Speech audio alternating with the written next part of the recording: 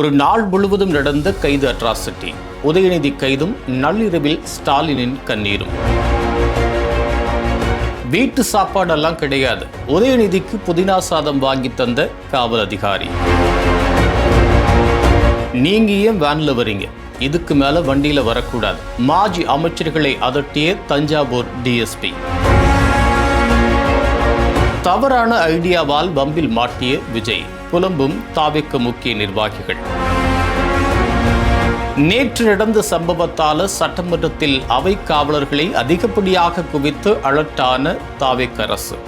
இந்த அத்தனை இன்சைட் சீக்ரெட்டை தான் இன்னைக்கு நம்ம மிஸ்டர் நிறையால பார்க்க போறோம். வணக்கம், இது ஐஎன்டி வயர்.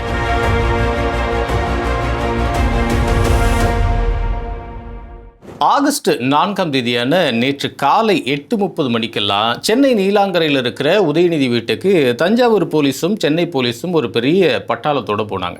சுமார் 2 மணி நேரம் வெயிட் பண்ண வச்சு காலையில் 11 மணி வாக்கில் உதயநிதியை போலீஸ் வேனில் ஏற்றி தஞ்சாவூர் நோக்கி வண்டியை விட்டாங்க. உதயநிதி கூடவே வேனில் முன்னாள் அமைச்சர்கள் மா சுப்பிரமணியன், சேகர்பாபு, வழக்கறிஞர் சரவணன், உதவியாளர் செந்தில்னு ஒரு டீமே ஏறிக்கிட்டாங்க. ஒரு பக்கம் திமுக லாயர்ஸ் ஹைகோர்ட்டை நோக்கி ஓட, இன்னொரு பக்கம் இந்த போலீஸ் வேன் தஞ்சாவூரை நோக்கி நகர்ந்துட்டு இருக்கு. மதியம் 2 மணிக்கு விழுப்புரம் மாவட்டம் ஓலக்கூர் காவல் நிலையத்தில் வண்டியை நிறுத்தினாங்க.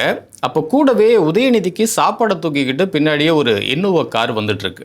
அதுல இருந்து சாப்பாட்டை எடுத்து உதயநிதிக்கு கொடுக்க ட்ரை பண்ணப்போ டிஐஜி அருளரசு குறுக்க வந்து, என்னங்க நீங்க சாப்பாடெல்லாம் தூக்கிட்டு வரீங்க, வீட்டு சாப்பாடெல்லாம் அனுமதி கிடையாதுங்க, நாங்கள் கொடுக்கறதான் சாப்பிடணும் அப்படின்னு சொல்லி, உங்களுக்கு என்ன வேணும்னு சொல்லுங்க சார் அப்படின்னு உதயநிதி கிட்ட கேட்கிறார். உதயநிதியும் எனக்கு ஏதாச்சும் வெரைட்டி ரைஸும் கேசரியும் வாங்கித்தாங்க அப்படின்னு கேட்க, உடனே திண்டிவனம் அடையார் ஆனந்த பவன்லேருந்து புதினா சாதம், கீரை சாதம், தயிர் சாதம், கேசரின்னு ஒரு பார்சல் பறந்து வருது.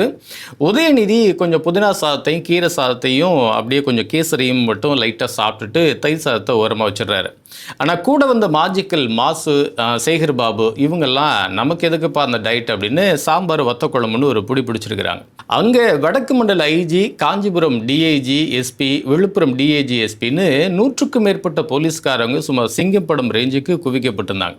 உதயநிதியை பார்க்க வந்த முன்னாள் அமைச்சர் எம்ஆர்கே பன்னீர்செல்வம், பொன்முடி மகன் கௌதம சிகாமணின்னு யாரையுமே அங்கே உள்ள விடல. அரை மணி நேரம் கழிச்சு உதயநிதியை மறுபடியும் வேனில் ஏற சொன்னப்போ கூட வந்த மாஞ்சிக்களை பார்த்து, ஆமாம் நீங்கள் ஏன் வேனில் வரீங்க, இனிமேல் நீங்கள் ஏறக்கூடாது அப்படின்னு தஞ்சாவூர் டிஎஸ்பி அறிவழகன் ஒரு செக் வைக்கிறார்.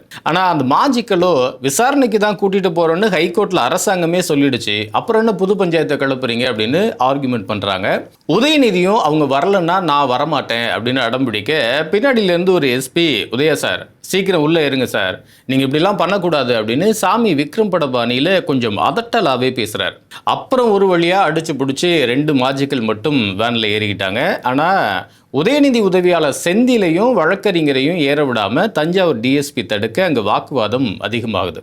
கடைசியில் விழுப்புரம் டிஐஜி அருளரசு பஞ்சாயத்து பண்ணி, ஏற்றி விடுங்கயா வரட்டும் அப்படின்னு அந்த 2 பேரை வேனில் ஏற்றி மதியம் 2:30 மணிக்கு வண்டியை அனுப்பி வைக்கிறார். போலீஸ் வேனு பெரம்பலூர் தாண்டி திருச்சி பக்கம் போயிருக்கு. உடனே உதயநிதி, என்னை தஞ்சாவூர் ஸ்டேஷனுக்கு தானே கூட்டிட்டு போறேன்னு சொன்னீங்க, வண்டி ஏன் திருச்சி பக்கம் போகுதுன்னு கேட்க, வேனுக்குள்ளேயே ஒரு பெரிய விவாதம் முடிச்சிருக்கு. இதுக்கிடையில் நடுவில் வேனுக்குள்ளே இருந்தவங்கலாம் செல்ஃபி வீடியோன்னு போட்டு வாட்ஸ்அப்பில் கண்டினியூவாக தட்டி விட்டுட்டே இருக்காங்க. திருச்சியிலிருந்து தஞ்சாவூர் போகிற வழியில் தஞ்சை கிழக்கு காவல் நிலையத்தில் ஆயிரக்கணக்கான திமுகவினர் கூடிட்டாங்க அப்படிங்கிற தகவல் வரவும் போலீஸ்க்கு கொஞ்சம் பயம் வந்துருச்சு. அதனால் தஞ்சாவூருக்கு ஒரு 22 கிலோமீட்டருக்கு முன்னாடியே இருக்கிற செங்கிப்பட்டி ஸ்டேஷனில் வண்டியை நிறுத்தினாங்க. அங்கேயும் உதயநிதி, என் மேலே எந்த ஸ்டேஷனில் கேஸ் போட்டிங்களோ அங்கே என்னை கூப்பிட்டு போங்க, இஷ்டத்துக்கு எங்கெங்கேயோ இறங்க சொன்னால் எப்படி, என்னாலலாம் இறங்க முடியாது அப்படின்னு வேனை விட்டு இறங்க மாட்டேன் அப்படின்னு பிடிவாதம் பிடிக்கிறார். கடைசியில் போலீஸ் உயரதிகாரிகள் கெஞ்சி கூத்தாடி சமாதானம் பண்ணியிருக்காங்க. அதுக்குள்ளே தஞ்சாவூரில் இருந்த மாஜிக்கள், தொண்டர்கள் அப்படின்னு ஆயிரக்கணக்கான பேர் செங்கிப்பட்டியிலையும் வந்து குவிஞ்சிட்டாங்க. அன்னைக்கு நைட்டே ஹைகோர்ட் உதயநிதியை ரிலீஸ் பண்ண உத்தரவிட்டதுனால நைட்டு 8 மணிக்கு திருச்சி ஏர்போர்ட்டில் உதயநிதிக்கு டிக்கெட் போட்டிருந்தாங்க. ஆனால் செங்கிப்பட்டியில் விசாரணை முடிகிறதுக்கே 8 மணிக்கு மேலே ஆயிடுச்சு. அதனால டிக்கெட்டை கேன்சல் பண்ணியிருக்காங்க. மறுபடியும் கூப்பிட்டா வரணும் அப்படின்னு போலீஸ் எழுதி வாங்கவும், கண்டிப்பாக வரேங்க, நான் உங்களுக்கு கோஆப்ரேட் பண்ணுறேன் அப்படின்னு சொல்லி கையெழுத்தை போட்டுட்டு ஒரு வழியாக வெளில வந்தார் உதயநிதி. உடனே அங்கேருந்து கிளம்பாம திருச்சியில் ப்ரெஸ்ஸை மீட் பண்ணி என்ன நடந்துச்சு, என்னோட தரப்பு நியாயம் என்ன அப்படின்னு கொஞ்சம் டீட்டெயிலாக விளக்கம் கொடுத்துட்டு நைட்டு திருச்சியில் ஃப்ளைட் ஏறி 12 மணிக்கு சென்னை ஏர்போர்ட்டில் உதயநிதி வந்து இறங்குறாரு. அந்த நட்டு ராத்திரியிலையும் ஆயிரக்கணக்கான தொண்டர்கள் திரண்டு வந்து சென்னை ஏர்போர்ட்டில் உதயநிதிக்கு ஒரு பெரிய வரவேற்பு கொடுக்குறாங்க. அங்கேருந்து நேராக கிளம்பி ஆழ்வார்பேட்டை சித்தரஞ்சன் சாலையில் இருக்கிற தந்தை ஸ்டாலின் வீட்டுக்கு போகிறாரு உதயநிதி. காலையில் மகன் கைதான அந்த நியூஸை கேட்டதுமே முன்னாள் முதலமைச்சர் ஸ்டாலின் கண்கலங்கி வருத்தத்தில் இருந்த நம்ம ஸ்டாலினை இரவு 12 மணிக்கு திமுக மாஜிக்கல் புடைசூல உதயநிதி போய் சந்திச்சப்போ 2 பேரோட கண்களும் கலங்கி ஒரு பெரிய சென்டிமெண்ட் சீரியலே ஓடி இருக்கு. காலையில் மகன் இன்பநிதியை கட்டி அணைச்சிட்டு போன உதயநிதி நைட்டு தந்தை ஸ்டாலினை கட்டி அணைச்சி இந்த கைது படலத்துக்கு ஒரு எண்டுக்கு அடு போட்டார். எதிர்கட்சியாக சோர்வாக கிடந்த திமுகவை உதயநிதியை கைது பண்ணது மூலமாக மீண்டும் ஃபார்முக்கு வர வச்சிருக்காரு விஜய் அப்படின்னு தான் இப்போ அரசியல் வட்டாரமே பேசிகிட்டு இருக்கு. இன்னொரு பக்கம் தாவேக்க முக்கிய நிர்வாகிகள்லாம் நாளைக்கு பட்ஜெட்டை வச்சுக்கிட்டு இப்படி அவசரமாக ஒரு கைது அரங்கேற்றிருக்க வேண்டாமே, முதலமைச்சருக்கு யாரோ ஒரு தப்பான ஐடியாவை கொடுத்து இப்படி அவர் பேரை கெடுத்து வச்சுருக்காங்க அப்படின்னு வருத்தத்தில் புலம்பிட்டு இருக்காங்க.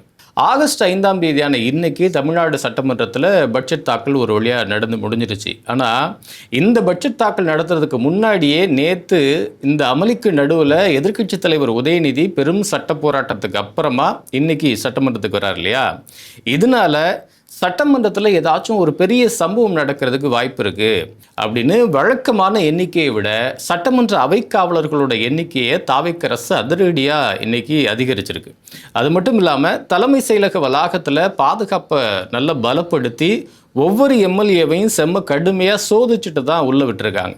அதே மாதிரி இந்த சட்டமன்ற நேரடி ஒளிபரப்புலையும் 3 கேமராக்கள் மட்டும்தான் அந்த காட்சிகளை ஒளிபரப்பணும். 1 மரிய வில்சன் பேசுகிற அந்த க்ளோஸ்அப் ஷாட்டு, 2 முதல்வர் விஜயோட க்ளோஸ்அப் ஷாட்டு, 3வது சட்டமன்றத்தோட அந்த ஒயிட் ஷாட், அதுலேயும் எதிர்கட்சிகளுக்கு பின்னாடி இருக்கிற அந்த கேமராவோட ஒயிட் ஷாட் மட்டும்தான் இருக்கணும்.